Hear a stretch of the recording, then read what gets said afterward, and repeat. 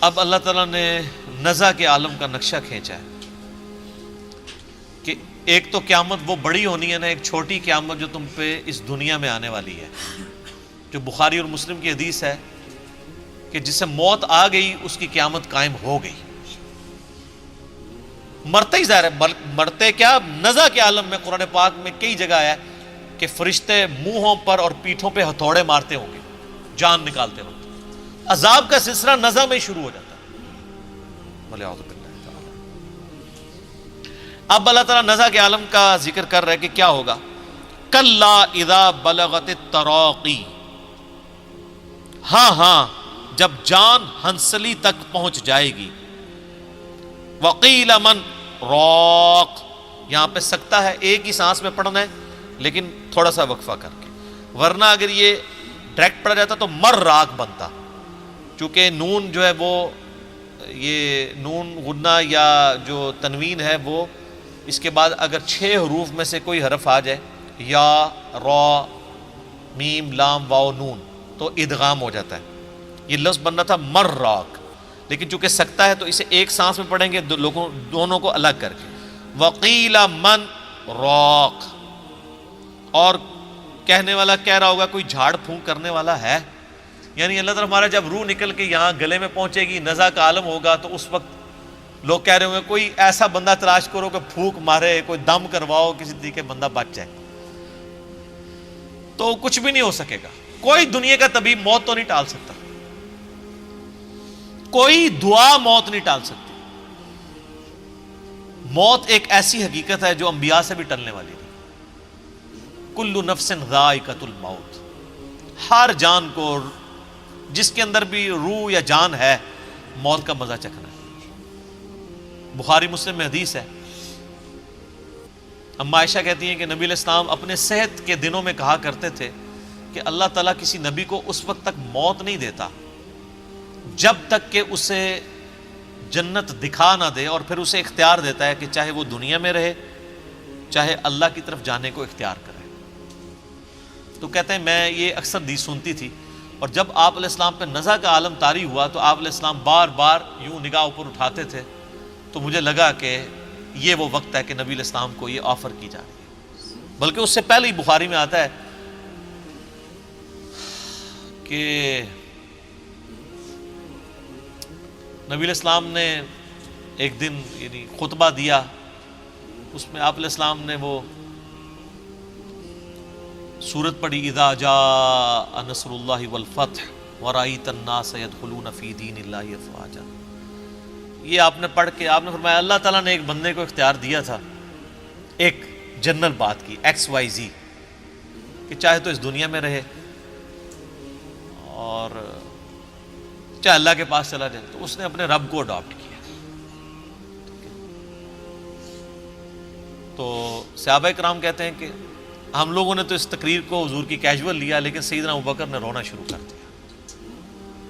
تو صحابہ کہتے ہیں ہم دل میں سوچ لگے کہ اس بوڑھے کو کیا ہوا ہے، حضور نے کون سی ایسی بات کی ہے، لیکن سیدنا ابوبکر بہت سمجھدار تھے، انہیں بات سمجھ آ گئی تھی کہ نبی علیہ السلام اپنی بات کر رہے ہیں، اب آپ زیادہ عرصہ ہم میں نہیں رہیں گے۔ تو اللہ تعالیٰ ماتا کہ جب یہ موت کا وقت آتا ہے نا تو لوگ پھر جھاڑ پھونک والے کو بھی تلاش کرتے ہیں، تو موت جس پہ طاری ہو رہی ہوتی ہے اس کی کیفیت کیا ہوتی ہے، وَظَنَّ أَنَّهُ الْفِرَاقُ، اسے سمجھ آ جاتی ہے کہ بس اب آ پہنچی ہے جدائی کی گھڑی، ہائے ہائے ہائے، اسے پتہ چل جاتا ہے کہ بھائی اب کام ختم، اب ریورس نہیں لگنا۔ اور یہی وہ لمحہ ہے جس کے بارے میں جامعہ ترمذی میں حدیث ہے کہ موت کے غرغرے سے پہلے پہلے توبہ قبول ہے۔ جب موت کا غرہ آتا ہے تو پھر نظر آ جاتا ہے نا، جنتیوں کو جنتی فرشتے نظر آ جاتے ہیں۔ میرا آپ لیکچر سنیں نا عذاب قبر کے اوپر، مسئلہ 117A اور B، 117A میں نے 10 آیات سے عذاب قبر ثابت کیا، اور 117B میں 17 حدیث بخاری مسلم سے پیش کی ہیں، کچھ ابو داؤد ترمذی سے، جس میں نے ایک نیک بندے کی جب روح نکلنے لگتی ہے اس کے ساتھ کیا معاملات ہوتے ہیں، اور ایک برے بندے کی روح، تو اس میں آپ حدیث میں دیکھیں تو وہ لوگوں کو نظر آ جاتا ہے کہ اب ہمارے ساتھ کیا معاملہ ہونے والا ہے۔ تو اسے تو گمان ہو جاتا ہے کہ میری آخری گھڑی آ پہنچی۔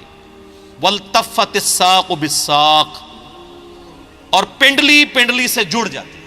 آپ پتہ ہے یہ جو روح نکلتی ہے نا، یہ پاؤں کی طرف سے نکلتی ہے، یوں نکل کے یوں جاتی ہے، اور جب وہ ایگزیکٹ کیفیت طاری ہوتی ہے، جن لوگوں نے یہ آبزرویشن کی ہوئی ہے نا، کئی لوگ ہمارے بھی جاننے والوں میں، کہ وہ نزع کے وقت جب روح نکل رہی ہوتی ہے اس وقت وہ یعنی اس مردے کے پاس موجود ہوں ایگزیکٹ اس وقت میں، وہ جو کیفیت طاری ہوتی ہے وہ بالکل اسی طریقے سے ہوتی ہے کہ ایسے ٹانگوں جو ہیں وہ انسان کی ایسے جڑ جاتی ہیں، پنڈلی سے پنڈلی مل جاتی ہے ایسے، اور پھر یوں نکلتی ہے روح۔ ظاہر ہے وہ روح نکلنا تو پھر جناب بڑا مشکل کام ہے۔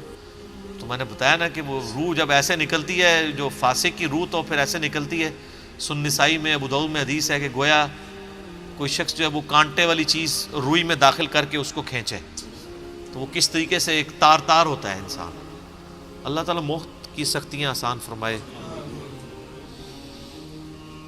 پنڈلی سے پنڈلی جڑ جائے گی۔ الی ربک یومئذ المساق، اب تمہارے رب کی طرف کوچ کا وقت آ چکا، یعنی اللہ تعالیٰ فرماتا ہے جب یہ حالت ہوگی تو انسان کو پتہ چل جائے گا اب میں اپنے رب کے حضور پیش ہوں گا۔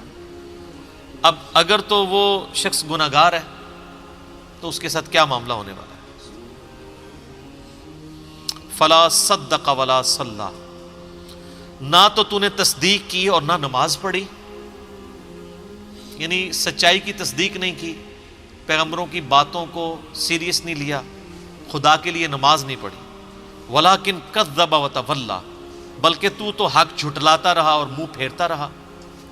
ثم ذهب الى اهله يتمطى، اور تو بڑے نخرے کے ساتھ اپنے گھر والوں کی طرف لوٹتا رہا۔ نبی علیہ السلام کی مجالس میں بھی بیٹھتے تھے نا، سنتے تھے، بات اٹریکٹ بھی کرتی تھی، پھر اسی اکڑ میں اپنے گھر والوں کے پاس آتے تھے بڑے نخرے کے ساتھ کہ ہاں جی ہو کے آئے ہیں، کوئی بات میں وزن ہی نہیں۔ نعوذ باللہ۔ اولا لک فاولا، تیری خرابی آ لگی ہے تیری خرابی۔ ثم اولا لک فاولا، تیری خرابی کا وقت آ چکا، پھر تیری خرابی کا وقت آ چکا۔ یہ 4 دفعہ ہے کہ آپ خیر منا لیں۔ یہ آیات آپ دیکھیں کیا ہیں، اور ہمارے جو علماء کرام ہیں وہ ان آیات کے ساتھ کیا کرتے ہیں۔ وہ انور شاہ کشمیری آپ کو پتا ہے بہت بڑے دیوبندی عالم دین تھے اور محدث بھی تھے۔ ان کے بیٹے جو ہیں عتیق الرحمان شاہ صاحب، جو آج سے 10 12 15 سال پہلے اہل حدیث ہو گئے، پڑھے ہوئے وہ دیوبندیوں کے مدرسے سے تھے، تو وہ اپنے دیوبندی مفتی کے بارے میں بتانے لگے، جس کے بارے میں میرا بھی کلپ ہے، وہ نام لینے کی ضرورت نہیں کیونکہ اب ہم نے وہ پالیسی چینج کی، آپ کو پتہ چل جائے گا۔ عبدالستار عیدی صاحب کے بارے میں جنہوں نے گندی گندی باتیں کی تھی، تو میں نے پھر انہی کی گندی گندی باتوں میں سے الفاظ چن کے ان کو اسی طرح کا جواب دیا تھا، اچھا کر کے۔ تو اسی مفتی کے بارے میں وہ خود سناتے ہیں کہ جب ہم ان کے پاس پڑھتے تھے تو ہم ان کو کہتے تھے کہ 4 اماموں کا ذکر قرآن میں کہاں ہے؟ قرآن تو کہتا ہے کہ امام تو پیغمبر ہے، سورہ بنی اسرائیل میں بھی آتا ہے کہ وقت کا پیغمبر جو ہے اس کے ساتھ اٹھایا جائے گا، سورہ بقرہ میں بھی، سورہ نساء میں بھی، ہر شخص جو ہے اپنے امام کے ساتھ، امام سے مراد یا نامہ اعمال ہے یا اس کا لیڈر ہے۔ نبی علیہ السلام ہی گواہ امت کے خلاف گواہی دیں گے یا امت کے حق میں؟ تو کہتے ہیں وہ یہ آیت پڑھتے تھے، یہ قرآن میں 4 اماموں کا ذکر ہے، اولا لک فاولا ثم اولا لک فاولا۔ وہ کہتے ہیں یہ پہلا اولا جو ہے امام حنیفہ ہے، دوسرا اولا سر آسرے ہو تسی علماء سے پوچھ کے، پوچھ جے ایک ذمہ دار دیوبندی عالم بتا رہا ہے جس نے خود پڑھا ہوا ہے، وہ کہتا ہے وہ یہ آیت پڑھتے تھے کہ یہ 4 اماموں کا پہلا اولا جو ہے وہ امام حنیفہ ہے، دوسرا امام مالک ہے، تیسرا امام شافعی اور چوتھا امام احمد بن حنبل۔ حالانکہ یہ ترجمہ کیا ہے اس کا بن رہا ہے، خرابی خرابی خرابی خرابی۔ دیکھ لیں تیری خرابی آ پہنچی۔ تو اللہ کے بندو، یعنی اماموں کو بدنام کروا رہے ہو تم لوگ۔ یہ امام بھی زندہ ہونا تو ان کی باتیں سنیں، یہ قرآن کے ساتھ کیا تعریف کرتے ہیں۔ وَلِعَاذُ بِاللَّهِ تَعَالَى۔ تو اللہ فرماتا ہے کہ تیری خرابی آ پہنچی، پھر تیری خرابی آ پہنچی، پھر تیری خرابی آ پہنچی، تیری خرابی آ پہنچی۔ اَيَحْسَبُ الْإِنسَانُ أَن يُتْرَكَ سُدًى، کیا انسان یہ خیال کرتا ہے کہ اسے اسی طریقے سے چھوڑ دیا جائے گا؟ یعنی اللہ تعالیٰ نے بنا کے چھوڑ دیا ہے، یہ شتر بے مہار ہے، اس کو اللہ تعالیٰ نے اپنی مرضی پہ چھوڑ دیا، اس کو کوئی پوچھنے والا نہیں ہے۔ افحسبتم انما خلقناکم عبثا، کیا تو نے یہ گمان کیا کہ ہم نے تجھے فضولی پیدا کر دیا اور تجھے لوٹ کے ہماری طرف نہیں آنا؟ یہ وہی چیز ہے۔